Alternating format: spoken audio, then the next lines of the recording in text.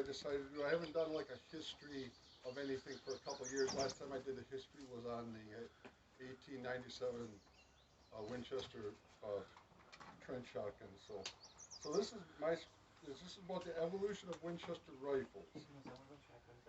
In 1855, a company was created called the Volcanic Repeating Arms Company in Norwich, Connecticut. It was created by two gentlemen known as Horace Smith and Daniel Wesson, as we know today as Smith and Wesson. When they created the company, they brought on an investor to provide some money for them, and his name was Oliver Winchester of the future Winchester manufacturing. And the shop foreman was B. Tyler Henry, who eventually created Henry Repeating Arms Company. However, in 1857, it wasn't really working out for them. They had created a rifle called the Volcanic Repeating Rifle, but it was inadequate. It really didn't work. I think they probably didn't sell more than 100 of them. So they said, Smith & Wesson said, we don't want to do this anymore. So they gave control of the Volcanic Repeating Arms Company to Winchester. However, he renamed it the New Haven Arms Company and moved it to New Haven, Connecticut. So when he moved to Connecticut, New Haven, he brought in Henry as his shop foreman. At that time, Henry began to develop a repeating rifle. He was awarded a patent in 1860, and that would be the gun we now know as the 1860 Henry rifle. At that time, it was just called the Henry rifle. It was not a year designation. He also created a new cartridge for the Henry rifle, which was the .44 Henry rimfire. I do not have an 1860, but essentially, this is the 1866. The only difference between this and the 1860 Henry did not have a loading gate. There was no stock, and it was an open magazine cylinder, a magazine tube here. It had a slight opening where you could see the rounds, and the rounds fed in a tube magazine, like our 22 tube magazine rifle we made now. So he got the patent, and it had a spring follower on it. So what you actually did is you open up the magazine tube, you pulled the spring follower down, you put the rounds in, and then the spring follower went up and gave tension onto the rounds so the rounds would be able to feed. And the tab on it actually moved down as you shot, so you had to change your hand position, otherwise you would stop that follower and then the gun would jam. So if I don't have them, that's an example of that. So then what happened was, when in 1866,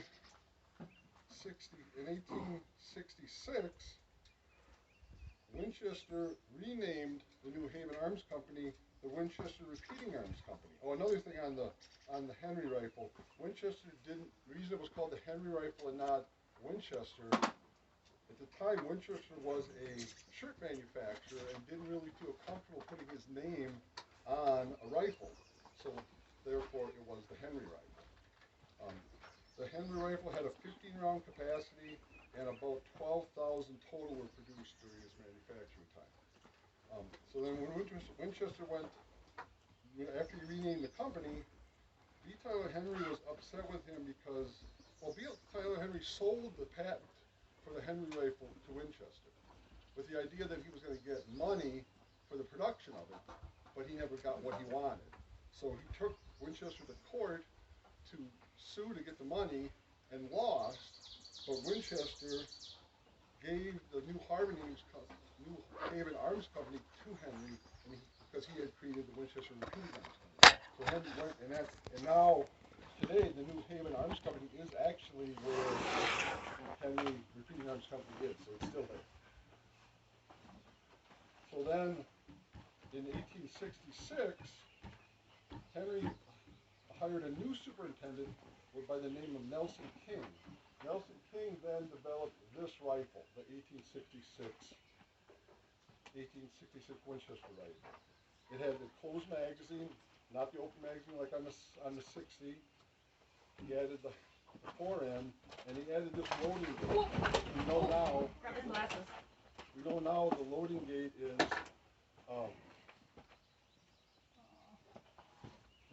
we now know the loading gate as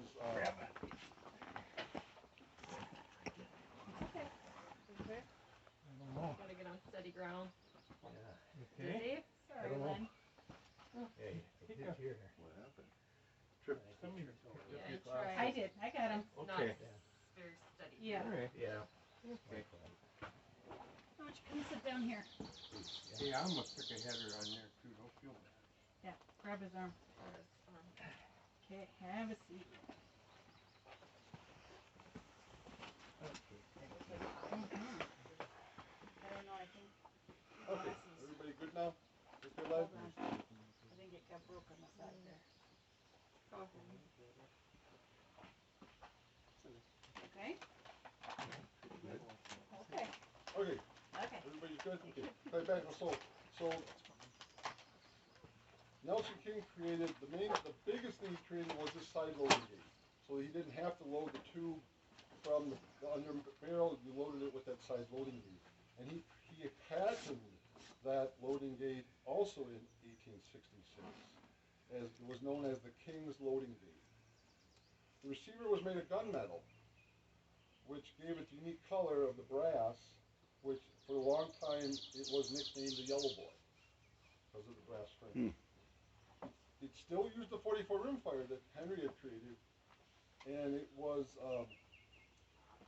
it went into full production the end of 1867 and continued until 1898. Over 170,000 were manufactured. And this was called the Winchester repeating rifle. It was not called, the other one was the Henry repeating rifle. This one was called the Winchester repeating rifle. The first one, first gun Winchester ever had his name on it. 1873 is this rifle. The 1873 was the biggest improvements of this rifle is they created a centerfire cartridge. This was the 44 Winchester centerfire, which we know now today as the 4440. It had 200 grains, a 200 grain bullet with 40 grains of black powder. You remember that at this time there was not smokeless powder, so all these guns, the 1860, the 1866, and this one all used black powder. There was no smokeless powder yet.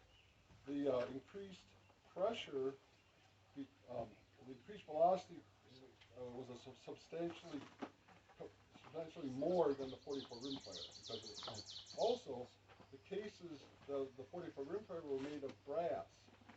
The 44 Winchester centerfire was actually made out of, the aluminum. Sorry. The other ones were made out of copper. These were made out of brass, like cartridges we know today, which also made them stronger than the other cartridges. And another advantage was the centerfire could be reloaded. In fact, Winchester sold a reloading kit with the rifle for an additional $5. At that time, the rifle retailed for $45. And it's not the 44 Winchester is not it's not a straight line cartridge. It has a little bit of a neck in the front of it, just slightly, which I used to thought that was where the 40 was the neck down, but actually the 40 is the black grains of black powder.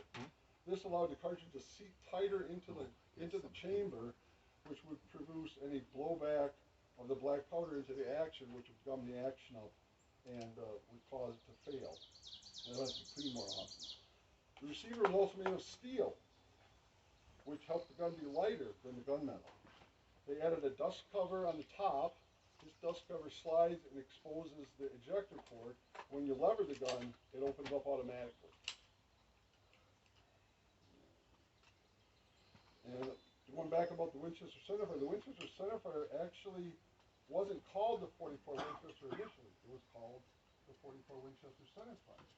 But we know it today as the 4440 because of, at the time, Colt was making their 1873 revolver, and Colt didn't want to have Winchester's name on their rifle. So that's why they called it the 4440 and not the 44 Winchester centerfire. And